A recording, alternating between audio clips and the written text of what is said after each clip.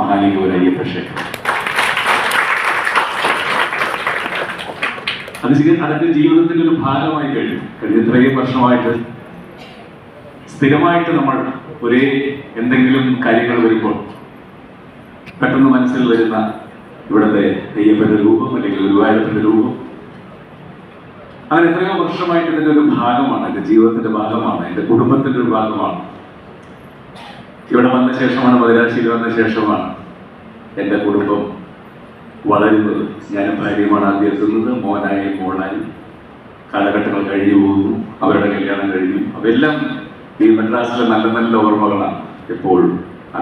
അതിൽപ്പെട്ടതാണ് ഈ മഹാലിംഗപുരം അയ്യപ്പ ക്ഷേത്രവും ഇവിടുത്തെ ആളുകളും എല്ലാം. ഇപ്രാവശ്യം എനിക്ക് മറ്റൊരു ഭാഗ്യം കൂടി കിട്ടിയിട്ടുണ്ട്. മറ്റൊന്നുമല്ല, 50 വർഷം പൂർത്തിയായി 51ാമത്തെ വർഷത്തിലേക്ക് കിടക്കുന്ന ഈ ക്ഷേത്രത്തിന്റെ പ്രധാനപ്പെട്ട പൂജാതി കർമ്മങ്ങൾ മറ്റന്നാൾ വിശിഷ്ട വ്യക്തിത്വങ്ങളുടെ സാന്നിധ്യത്തിൽ നടക്കുമ്പോൾ അവിടെ മാറി നിന്ന് അയ്യപ്പന്റെ അപ്പുറത്ത് മാറി നിന്ന് ചെണ്ട കൊട്ടാനുള്ളൊരു ഭാഗ്യം ഒരുപാട് സന്തോഷം. ഞാൻ ദീർഘിപ്പിക്കുന്നില്ല. ഞാൻ പോകാൻ വേണ്ടി വെറുതെ മസിൽ പിടിച്ചതല്ല. ശാരദാമ്മയെ ഞാൻ ആദരിച്ചപ്പോൾ അതാണ് ഞാൻ കൈകളിലേക്ക് അത് കൊടുത്തപ്പോൾ പറഞ്ഞു, 3 പ്രാവശ്യം ഊർവശി അവാർഡ് മേടിച്ച് ഈ കൈകളിലേക്ക് ഇത് തരാനുള്ളൊരു ഭാഗ്യം ദൈവം എനിക്ക് ഉണ്ടാക്കിയിട്ടുണ്ടില്ല.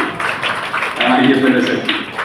അതേപോലെ തന്നെ നമ്മളുടെ മലയാളികളുടെ ഏറ്റവും പ്രിയകരിയായിട്ടുള്ള സീമ ചേച്ചിക്ക് ഒരു ലൈഫ് ടൈം അച്ചീവ്മെന്റ് അവാർഡ് 7 മണിക്ക് അത് ഞാനാണ് കൊടുക്കുന്നത്.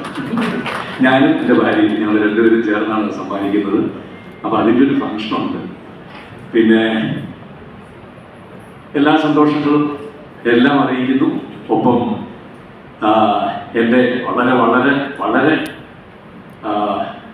ചെറിയ പ്രായത്തിൽ എളിയ സഹോദരനായിട്ടുള്ള ശ്രീ ശശികുമാർ വരുന്ന ചിഹ്നത്തിൽ അദ്ദേഹത്തിന് 40 വയസ്സ് കഴിയുകയാണ്. 29-ാം തീയതി അതിൻ്റെ ഒരു ആഘോഷമുണ്ട്. അപ്പോൾ എന്തായാലും അതിൻ്റെ കൂടി അദ്ദേഹത്തിന് 40ാമത്തെ വയസ്സിൽ പ്രവേശിക്കുമ്പോഴുള്ള എല്ലാ ശക്തിയും സന്തോഷങ്ങളും അദ്ദേഹത്തിന്റെ കുടുംബത്തിനും അയ്യപ്പനും ഗുരുവായൂരപ്പനും നൽകട്ടെ എന്ന് പ്രാർത്ഥിക്കുന്നു. എന്നെ സംബന്ധിച്ചിടത്തോളം ഞാൻ നേരത്തെ പറഞ്ഞ കുറേ കാര്യങ്ങളില്ലേ മദ്രാസിന്റെ ഐഡന്റിറ്റി ആയിട്ടില്ലേ, അതിൽപ്പെട്ടതാണ് എനിക്ക് ശശി. ഈ പണ്ടൊക്കെ തൃശ്ശൂർ ഭാഗത്ത് നമ്മൾ പോകുമ്പോൾ, എറണാകുളത്ത് തൃശ്ശൂർക്ക് പോകുമ്പോൾ വഴിയിൽ ഇപ്പം അതുകൊണ്ടൊന്നും എനിക്കറിയില്ല, ഒരു മരുന്നും വലിച്ചില്ലെങ്കിൽ കാളന്നല്ലായി എന്ന് എഴുതി വെച്ചിട്ടുണ്ടാവും തൃശ്ശൂർ ഭാഗത്ത്. മറ്റൊരു മരുന്നും വലിച്ചില്ലെങ്കിൽ കാളന്നല്ലായി. അതേപോലെയാണ് എൻ്റെ കാര്യം. എന്ത് കാര്യത്തിനും മറ്റൊരു മരുന്ന് ഫലിക്കണമെന്നില്ല. എന്തെങ്കിലും കാര്യം ആദ്യം ആലോചിക്കുമ്പോൾ എൻ്റെ മനസ്സിൽ ഓർമ്മ വരുന്നത് ശശിയാണ്. ശശിയെടുത്ത് ചോദിച്ചിട്ടാണ് ഞാനൊരു കാര്യമില്ല, എന്ത് കാര്യമാണെങ്കിലും ഫസ്റ്റ് ശശിയാണ് വിളിക്കുക. അപ്പോൾ അതും ശശി ജീവിതത്തിൻ്റെ ഒരു ഭാഗമാണ്, എൻ്റെ കുടുംബത്തിൻ്റെ ഒരു ഭാഗമാണ്. അപ്പൊ എന്തായാലും ഒരുപാട് സന്തോഷം ഈ ഒരു നല്ല സദസ്സിലേക്ക് വന്നതിൽ.